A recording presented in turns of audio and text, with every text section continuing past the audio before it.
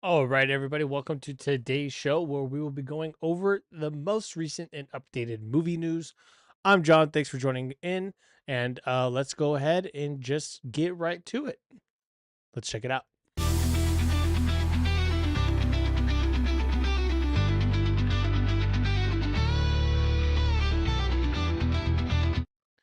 Okay, so first up, we have a reimagining of Aladdin coming to, I would assume, theaters, but it's kind of like the Winnie the Pooh Blood and Honey franchise. I guess it's not a franchise. Turns out this is what this is going to be. So let's find out. From Screen Rant, a horror reimagining of Aladdin is in the works. Disney's animated film, released in 1992, is based on the collection of Middle Eastern folktales, 1001 Nights. Weaving magic and romance and classic movie tells the tale of a young man who stumbles upon a magic oil lamp and unleashes a wish granting genie who assists him on a mission to protect the kingdom overthrown by an evil sorcerer. So yeah, we all know the story of Aladdin, how that is, but what is this new reimagining going to be? And it says it's a two-part, so I don't know. I don't know. There's a lot to discuss here. Discuss. There's a lot to discuss here. And it is this the original poster or the new poster? Let's find out. According to Bloody Disgusting, B22 Films will bring a twisted version of Aladdin in two parts featuring Aladdin and Aladdin's Revenge. Okay, there you go. The two-part saga, written and directed by Brett Bentman, is produced by Tiffany McDonald and is expected to arrive in 2026, starring Devani Penn from Pretty Boy, never heard of him, and Billy Blair, One Day as a Lion, never heard of him, or her, or them, or whatever it is, never heard of it. With production beginning in Oklahoma this month. Check out the poster below. Okay, so this is the poster for the movie. 3 wishes to set him free. Interesting. I would expect there to be a little bit more of like a red hue or an outline to the red if it's going to be a horror reimagining. But I mean, I think it's cool. Bentman shed some light on how the movie shares the same roots as the Disney movie, but leans heavily toward the aspect of material possession and obsession. Read his comments below. This Aladdin is rooted in the ancient tale. It's the story about wanting things so badly, unaware of the consequences, that these characters just wish for them, and from there, things go haywire. What this means for Aladdin horror reimagination, what it means is that it's going to be a horror reimagine. I hate that segment that Screen Rant does. It's annoying. Excuse me. But anyways, so we have a two-part horror Aladdin movie coming in 2026. I would expect part 2 to arrive in 2027, but maybe they'll do one like mid 2026 and then late 2026. So that would be interesting. I gotta say I do like this poster, very basic poster, but I do like it. I was kind of worried it would be more like like the sea level movie, like the Winnie the Pooh one. But it seems like because he's actually or the director's actually taking inspiration from the original story, there might be some good stuff in here. So I'm actually excited to see this now, especially after seeing the poster. And go ahead and let me know in the comments, what do you think about this horror Aladdin reimagining? Are you excited to see it? Do you want to see it? Or not? Do you just like the Disney one? Let me know down below. Okay. Next up to one of my favorite movies is Kingsman. And Kingsman 3, technically Kingsman 4, may or may not happen, but I think it will. Again from Screen Rant, Kingsman 3 hopes refueled by Eggsy Star as he brushes off the director's delay excuse, saying, is that what he said? So let's see what Taron Egerton had to say about Eggsy and Kingsman. I guess his third Kingsman, but the fourth Kingsman overall. Kingsman 3 gets a promising new update from Eggsy star Taron Egerton, who brushes off director Matthew Vaughn's delay excuse. Eggsy first hit the big screen in 2014 with the release of the first Kingsman movie, but a third installment has struggled to get off the ground. Technically, fourth installment because they did The King's Man, which was a prequel. Kingsman The Golden Circle was released in 2017, failing to match the original in terms of box office or critical reception. After the prequel, The King's Man failed to make a mark in 2021. The anticipated Kingsman 3 has remained stuck in development, with Vaughn previously saying that Egerton's busy schedule is partly to blame for the long wait. During a recent interview with the playlist, Egerton pushes back on the suggestion that his schedule is to blame for Kingsman 3 having not come to fruition yet. The star expressed enthusiasm about the movie, revealing that he just recently spoke with Matthew Vaughn. Not only are he and Vaughn interested in bringing Eggsy's story to a close with a third installment, but Egerton says that Harry Hart actor Colin Firth is also game for a return for another outing. What seemingly comes down to this, what comes down to it is the script and story.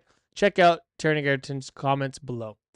Is that what he said? Yeah, he's so funny. He did call me on Friday night, actually. Yeah, look, we both want to do it, and I know Colin Firth is open to doing it too. I think the interesting thing will be figuring out whether we all see the same thing.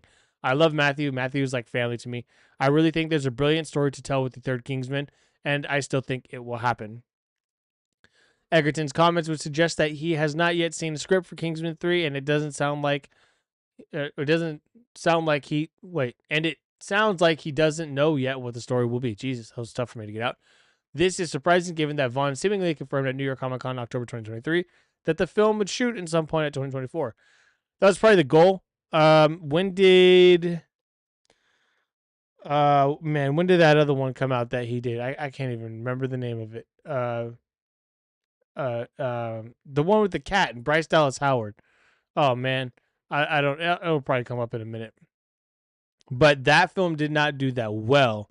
So it starts with like Argyle. Thank you. Jeez, I got it. But thank you for those that thought it, and whatever, it doesn't matter. That movie didn't do that well. So I think after that he kind of maybe went to retool the Kingsman script because he might have had it similar to Argyle. I'm just assuming. I don't know anything at all. But we will see, I guess. Though enthusiasm from Egerton, Vaughn, and Firth is a promising sign for Kingsman 3 eventually coming to fruition, there are other factors that could also be playing into the delay. Golden Circle is a financial success, but it can't be ignored that The King's Man was a major disappointment critically and commercially, grossing just $125 million worldwide. Okay, couple things about that. Number one, it's a prequel. So anybody that hadn't seen the Kingsman ones before probably didn't really care to see how it started. I wanted to see how it started, and I think the movie was good. I think the movie was better than The Golden Circle. I liked it quite a bit. Rhys Ifans is fantastic in that movie. And also 2021 is pretty deep into our COVID shutdown, the 2-week shutdown that lasted about 3 years. So with that, it's tough. Like a lot of people just weren't going to the movies then. Like there's not much you could say about it. And there's less people going to the movies. I mean, there's more people going to the movies now than obviously during COVID, but there's also less people going to the movies from 2014 and 2017. So it's not really fair to base whether or not they're going to do a third Eggsy movie off of this prequel. You should do it based off of the Golden Circle.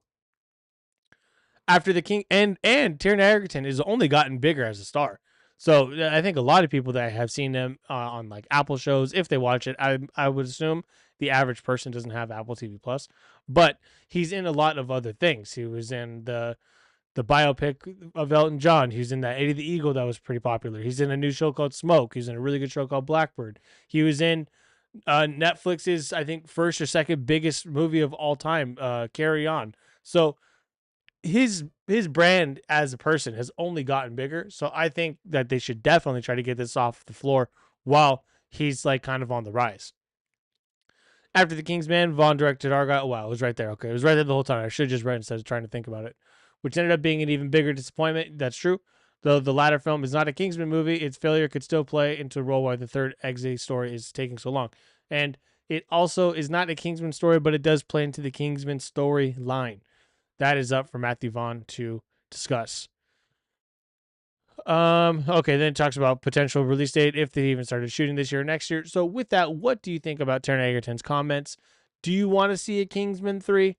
Or technically 4? Do you want to see a third story of Eggsy? Did you like the Golden Circle? I remember being pretty disappointed in the Golden Circle, but I like the Kingsman quite a bit. So let me know what you think about the Kingsman and its franchise down below. Okay. Let's see, what was this one real quick? Okay, that was nothing. Next up,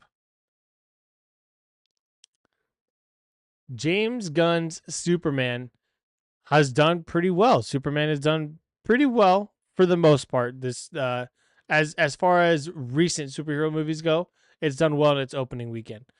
The highly anticipated superhero tentpole from DC Studios and Warner Brothers is on course to top Friday's domestic box office charts with $55 million, including a record $22.5 million in Thursday previews and sneak IMAX screenings earlier this week, according to early returns. Superman's opening has been the subject of intense scrutiny heading into the weekend. Warner Brothers and DC remain conservative in suggesting 100 million plus, while Hollywood's leading tracking service predicted the pick would open to 130 million. Okay, it got very close to this number. Domestically, it got about 122, I think is what it was. I just went over it on Movies of the Week, but it got very close to this, and it passed it with, if you include the international numbers as well. It appears DC and Warner Bros. Were right to manage expectations. Despite the record-breaking preview gross, it now looks like Superman is headed for a domestic debut of 115 to 120 million. I believe it's right around 120 million. That could change, of course, if there's heavy walk-up traffic. There wasn't really, but I think there wasn't heavy walk-up traffic because people actually did reserve their seats for this movie, which a lot of people are not doing. The hype around this film is enormous. Even President Donald Trump joined in on the action by posting a meme of himself on social media as the new man said, "That's funny." Hold on, I want to see this. True justice in the American way. That's funny. They got the classic S in there too. That's fucking hilarious. While Superman won't break any major domestic records for Gunn as a director, it's a notable first step in the reconfigured DC Studios, which he runs with producer Peter Safran. Crossing 100 million is no small feat for any movie, and particularly the fatigued superhero genre. Not true. Fatigued, shitty movie genre. Superman would be the first superhero film to cross 100 million in its North American debut since Marvel Studios and Ryan Reynolds' Deadpool and Wolverine launched to 211 million in summer 2024. That's crazy. That movie made 211 million domestic. That's wild. And the first DC film to cross 100 million in 8 long years since Wonder Woman debuted at 103. Oh, that's kind of crazy. And it's only the third movie of 2025 to launch north of 100 million behind a Minecraft movie, which opened 162 million, and Lilo and Stitch, which started off with 146 million. That's crazy. Wow. Minecraft had an opening domestic weekend of 162 million. That's insane. Jurassic World Rebirth's official 3-day opening was 92 million when it opened over the long 4th of July corridor, amassing 147.8 million in its first 5 days. Rebirth is on. Okay, stop talking about Jurassic World Rebirth. That's not why I'm here. So it was a career best for the 22.5 million opening day, I guess, like first day preview day, Thursdays. So that was good for James Gunn. That was good for Superman. And Superman is also, as I said, worldwide it made just over 200 million, and it hit right around that 120 million domestic for its weekend box office. So with that, let me know, did you go and see Superman this past weekend? Did you not see Superman this past weekend? And if you did you like it or did you not like it? I have my full review out on Crosstalks Movies, my sub channel, where it's just strictly for movie reviews. So be sure to go check that out and let me know what you thought about it down below. Okay, and for our last story today, we got some exciting news about Spider-Man. At least it's exciting news for me. Tom Holland reveals Spider-Man Brand New Day will improve on No Way Home in a major way. Tom Holland's Spider-Man has scrapped with the Avengers, fought high-tech criminals, and helped save the world from a purple alien. But his greatest battle? The coronavirus. Amid the pandemic in 2020, Sony Pictures shifted Spider-Man No Way Home from its July 2021 release date to November 2021. Not true, it was December 2021. Then pushed back production from a summer to a year later, or to later in the year. When principal photography got underway on sound stages in Atlanta, a number of strict COVID protocols were in place that affected the filming and post-production. One example is Thomas Hayden Church and Rhys Ifans' Lizards Thomas Hayden Church's Sandman and Rhys Ifans' Lizard had relatively small roles, mostly comprised of reused footage from 2007 Spider-Man 3 and 2012's The Amazing Spider-Man. Spider-Man Brand New Day, which is being helmed by Shang-Chi and the Legend of the Ten Rings director Destin Daniel Cretton, is gearing up for a summer shoot in Glasgow, Scotland. The addition of John Bernthal's Punisher suggests a more street-level Spidey story, one that will return to practical locations, Holland revealed in a new interview. I'm obviously over the moon and so excited. Playing Spider-Man is like hanging out with an old pal. I think we were really restricted with what we could do in the last movie because of COVID. We shot the entire film on stages, Holland told Flip Your Wig of No Way Home. Now we're really going to lead into that old school filmmaking and shoot in real locations, which is why we're starting in Glasgow. So I'm sure that's exciting for just the actors. I I don't know any actors, but I would assume all actors would rather be outside and kind of just see people from the streets kind of like looking in and peeking and seeing what they're doing. Just seeing them get excited would make the actors then excited. So I would assume that they're all really excited to shoot on location. Holland teased at the streets of Glasgow, which also doubled for parts of Gotham City in 2022's The Batman, is where Brand New Day will film a massive set piece. Marvel filmed parts of the Avengers Infinity War in Glasgow, as did Sony's Kraven the Hunter. It's going to feel like making Spider Man Homecoming again. It's been such a long time that I've done it, and it's going to feel like a breath of fresh air, Holland added of his 2017 trilogy starter, which filmed in and around Atlanta as they stand in for New York City. And I think fans are going to be over the moon with what we're putting together. Sadie Sink and Liza Colin Zayas, Colin Zayas from Stranger Things and The Bear are reported to be joining the MCU in undisclosed roles, while Holland Spider-Man trilogy co-stars Zendaya and Jacob Batalon are reprising their roles as MJ and Ned Leeds, respectively. Bernto, who first appeared as the vigilante Frank Castle on season 2 of Daredevil in 2016 before headlining 2 seasons of his own spin-off series, The Punisher, returned to the MCU in this year's Daredevil Born Again Brand New Day. Daredevil Born Again. Brand New Day will mark Bernthal's feature debut as the character who first appeared on the pages of The Amazing Spider-Man 129 in 1974. Spider-Man No Way Home made $1.92 billion when it swung into theaters in December of 2021, but COVID-stricken productions was so taxing that director John Watts dropped out of the Fantastic Four First Steps movies. I've already talked about that before. So with this, they're going to be filming, and they're going to be filming soon. A lot of people worry that it was going to get delayed. I still think it will get delayed. They could get it done, especially if they're filming on location. There's a little bit less CG that they have to do. But this movie's supposed to come out July of next year, and we're midway through July this year now, and they still haven't started to shoot. So I think it'll get delayed. Technically, you could shoot for about 3 or 4 months and then just hammer in the post-production and try to get it out. That's what they did with Spider-Man No Way Home. They also released it with unfinished footage. Hey, what's up, Jay? They also did it with they released Spider-Man No Way Home with unfinished post-production. So, and you could tell too. So they actually had to keep working on it and then send out new copies to theaters a couple weeks later. So with that, I do think that this movie, Brand New Day, will be will be delayed, but I think it'll be for the best, and I also think that it's going to look visually better, and Tom Holland seems excited to talk about it now. So before it seemed like he would like kind of stray away from talking about it. He was like, "Oh yeah, like we got a script, they're working on it," and now he seems like genuinely enthusiastic to work on it. So I'm excited to see what they're going to do with it. Let me know what you think about Tom Holland's words and what he said, and what do you think about Spider-Man Brand New Day. I think there was a lot of kind of mystery going on around it. Destin Daniel Cretton was actually Daniel Destin Cretton, whatever the director's name is. He was at CinemaCon, and he seemed very out of it, but he said that they just gotten back from location scouting or whatever. So maybe he truly was out of it, but it didn't seem like all that like hype was there. But now these words from Tom Holland saying that they do have the filming location. So it's going to start pretty soon. I would assume the end of this month is when they're going to be filming. He was also playing tennis with Shang-Chi. I can't think of his name. Or Simu Liu. He's playing tennis with them out in England where they're filming Avengers. So maybe he's filmed some stuff for Avengers already as well. Who knows?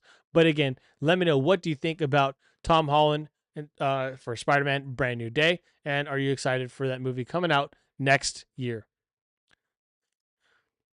So with that, guys, that is it for movie news. I looked up; there wasn't much breaking news or anything. It's especially last week after the 4th of July. It was a very slow movie news week, and it looks like it's starting off kind of slow again this week as well. So we'll see. We'll see how Superman continues to do going into this week. I'll be back tomorrow with more movie news as well. But I wonder if Superman will break records for like a Monday showing or a Tuesday showing or whatever, since it is summer vacation. But not too sure. But I'll keep an eye out, and I will be back tomorrow with some more movie news. Let me know what you thought about all the segments from today. We went over Aladdin, Kingsman 3, Superman box office, and Tom Holland for Spider-Man 4. Let me know what you think I could do to improve the show. Let me know what you didn't like about the show. And I will be back tomorrow. I'll see you guys then, and we'll have some more fun tomorrow as well. Peace.